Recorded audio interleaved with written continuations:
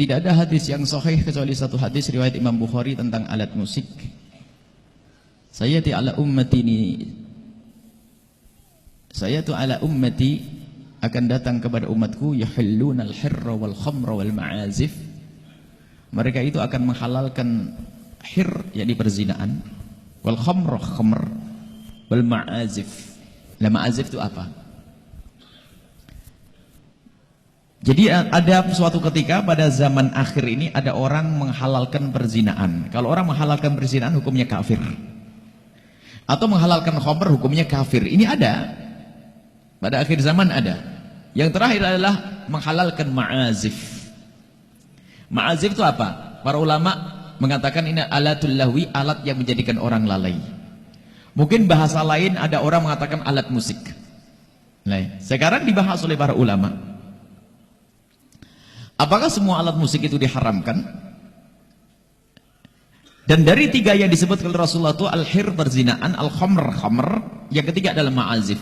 Perzinaan jelas, wala taqrabu zina. Larangan zina itu jelas. Ini agak pelik sedikit para tulabul ilm ini, agak sedikit. Masalah perzinaan jelas diharamkan. Maka yang menghalalkan perzinaan adalah syirik, keluar dari iman. Khamr sudah jelas pengharamannya. Yang menghalalkan khamr jelas keluar dari iman. Tapi yang ma'azif belum pernah ada larangan sebelumnya. Tapi kenapa ada di sini? Tidak ada larangan dari Nabi sebelumnya tentang ma'azif. Tapi kenapa kok ada di sini? Ini ulama membahas. Kemudian dibahas secara khusus. Apa makna ma'azif? Alat yang melalaikan. Alatul lahwi. Alat musik. Jawabannya baik kalau itu alat musik. Apakah semua alat musik itu diharamkan? Ini pertanyaannya. Karena Nabi SAW memperkenankan seorang perempuan yang bernadar, ya Rasulullah, inni nadartu an adriba duffa ala ra'sika in sallamakallah Allah sallamakallah. Ya Rasulullah, aku bernadar kalau seandainya kau selamat dalam peperangan, aku akan memukul rebana di atas kepalamu. Rebana termasuk bagian alat. Termasuk pernikahan, wadribu alaihi biduf. Wadribu alaihi a'linu fil masjid wadribu alaihi biduffi. Jadi Nabi memerintahkan untuk memukul rebana di dalam pernikahan, tanda senang.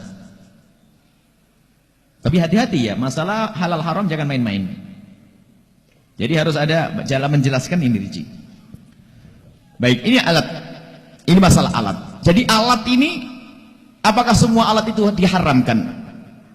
Ternyata ada alat yang tidak diharamkan, genderang untuk perang. Sebagian seruling yang diperkenankan. Termasuk alat-alat yang dipukul oleh orang Habasyah waktu bermain di masjid Nabi adalah bunyi alat musik yang sangat khusus di Habasyah sana. Ada jadi jenis alat musik ternyata yang diperkenankan oleh Nabi SAW.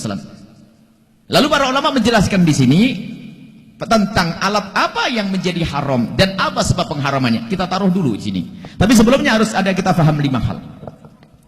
Lagu dengan musik itu dibahas 5 hal. Jadi jangan langsung halal atau haram ini kayak ini. Yang pertama adalah hukum menyenandungkan lagu. Hukum menyenandungkan syair. Hukum menyenandungkan syair bagaimana? Jawabannya adalah syair selagi syairnya itu adalah syair yang tidak maksiat, pujian kepada Nabi, kepada Allah, mengajak untuk berani dalam berjuang adalah boleh menyenandungkan syair. Terus siapa yang menyenandungkannya? Biarpun qasidah solawat tapi seorang perempuan ganjeng lenggat-lenggot beran laki-laki ya nggak jadi solawatan, nggak lenggat-lenggot. Kalau solawatan, wah perempuan yang berwibawa, jangan goyang benggol, bukan. Di atas panggung lagi. Biarpun solawatan jadi nggak bener. Yang menyenandungkan itu siapa? Yang ketiga, di mana tempatnya? Yang keempat, kapan waktunya? Ini dibahas rinci para ulama.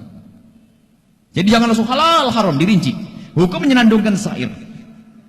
Siapa yang menyenandungkannya? Seorang laki-laki haram menyenandungkan, tapi gaya perempuan tahannus. Gaya perempuan itu haram. Ada begitu. Kemudian di mana tempatnya? Wah, solawat badar. Solawatan tapi di tempat yang tidak terhormat. Perempuan laki pakai telanjang tidak terhormat, minuman keras dan solawatan, salatullah, merendahkan solawat, haram hukumnya. Karena tempatnya. Yang keempat adalah waktunya. Solawatan, tapi waktu orang pada tidur, ganggu orang. Yang kelima, bagaimana jika itu dibarengi dengan alat? Dibahas alat tadi. Dan para ulama yang mengatakan bahasanya disebutkan khamr zina ini jelas haram, kemudian dihalalkan. Yang menghalalkan, kemudian orang yang menghalalkan keluar dari iman. Tapi ini ma'azif ini, alat-alat musik ini, lah kok tiba-tiba nongol di sini, ini bagaimana kisahnya? Para ulama mengatakan apa?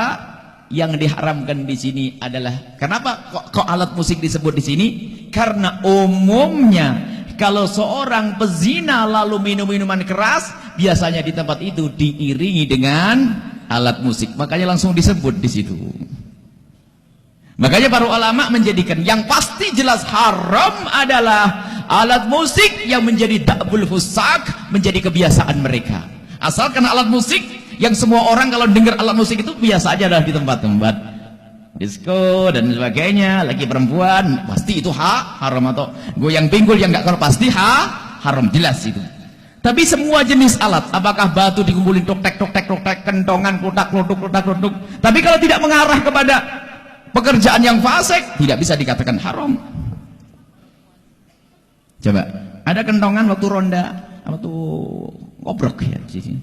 Kalau Jawa Timur ronda, kentongan yang bunyi tuntang, itu bukan gitar, bukan organ juga, tapi bambu yang bersuara, sehingga mengeluarkan suara yang indah. Kadang-kadang indah itu suaranya. Itu bukan rebana juga. Apakah kentongan haram?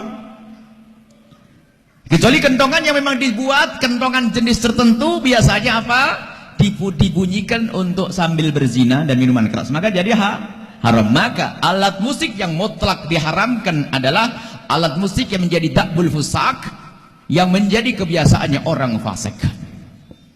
Adapun alat-alat musik yang tidak menjadi kebiasaan orang fasik, misalnya di sebuah daerah Anda menemukan sebuah alat musik, itu hanya tradisional untuk melatih perang, untuk semangat belajar ini, selagi tidak menjadi kebiasaan orang mabuk berzina, maka bukan termasuk sesuatu yang diharamkan. Apakah itu dianjurkan? Oh bukan.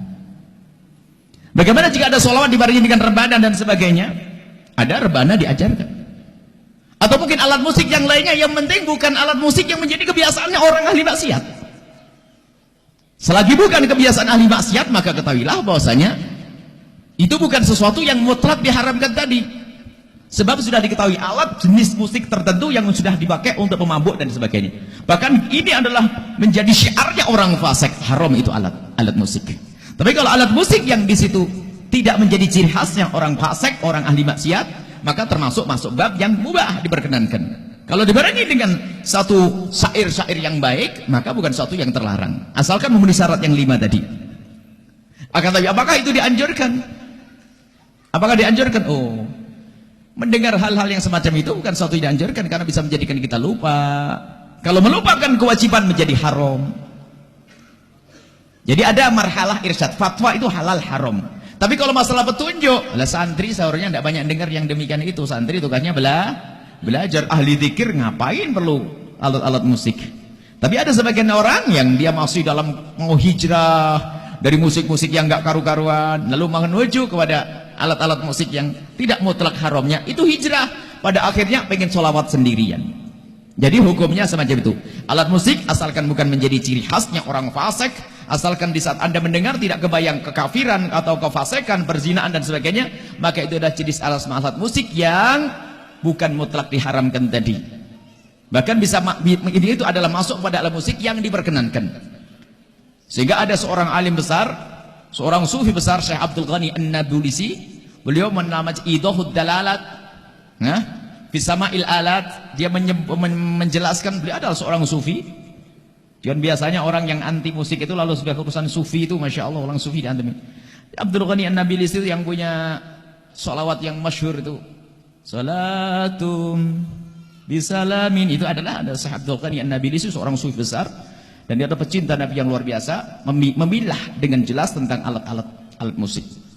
Jadi alat musik yang menjadi kebiasaan orang fasik, kebiasaan disenandungkan dibarengi dengan minuman keras dan zina, maka itu kita tidak boleh membawa jenis alat musik ini, karena itu adalah kebiasaan orang fasik. Itu hukum masalah alat musik, dan sudah kita terangkan dalam sebuah pengajian dengan panjang lebar.